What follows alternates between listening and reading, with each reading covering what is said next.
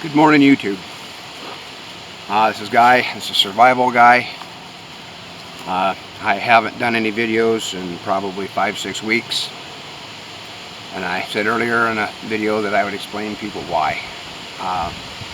We've been taking a lot of trips, my wife and I, to Minnesota, up to Rochester, Minnesota, the Mayo Clinic.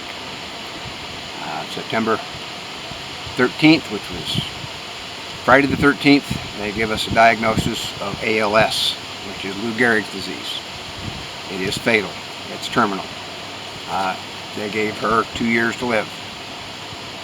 So if you can imagine why I haven't done anything, it's because of that. We knew a while back that something was wrong. We just didn't know what. We were hoping that it wasn't this. But my wife, being as educated as she is, and myself not being a dummy, we basically put 2 and 2 together, and they give us a diagnosis. We had already had it in the back of our minds that that's what it was. We were surprised a little on the 2 years, though. So if you know me and anything about me as far as my prepping is concerned, I am a general prepper. I prep for all situations, and I've said before that Mother Nature and God likes to keep you on your toes. Well, I got hit in the head with 2 before. So, my prepping has taken a complete different shift. I mean, I still am general prepping, but now I have to keep in mind that I'm not going to be able to bug out. I'm going to have to stay in. I've got to prepare if electricity goes out, because she's going to be on oxygen, which means I've got to have some means of keeping oxygen for her. We're looking into possibly one of the little engines that make their own oxygen. I just got to have enough electricity to keep the little sucker charged up, which means going back in and rearranging some of my priorities for solar panels and that kind of stuff in order to keep batteries up on that. As it is, I can run my house on 12 volt if I needed to. With the panels and stuff that I have, I can run enough wires. Everything in our house would be 12 volt. We would have lights. Everybody else in the neighborhood would be off. I mean, we'll cover up windows and whatever else and work that way. But as it is, my prepping is going to take a big veer into another direction for as long as she is with me.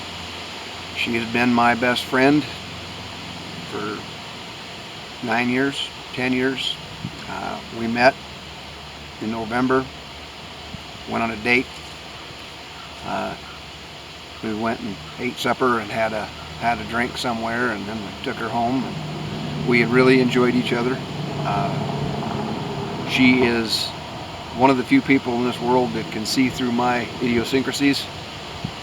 She doesn't see me as a prepper. She sees me as a loving husband. I don't see her as a crazy nurse. I see her as my wife and lover. Some of the other things that we'll probably dip into is how to deal with the pain and suffering that goes on. Because right now I'm hurting. I'm hurting bad. My heart hurts all the time. I just don't want to do anything. It's hard for me to get up and go to work. It's hard to do anything.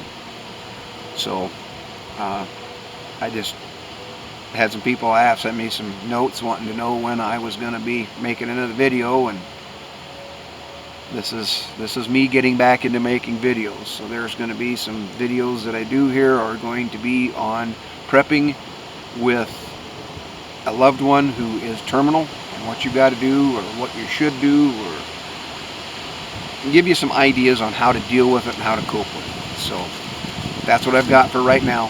So don't forget to like, share, and subscribe.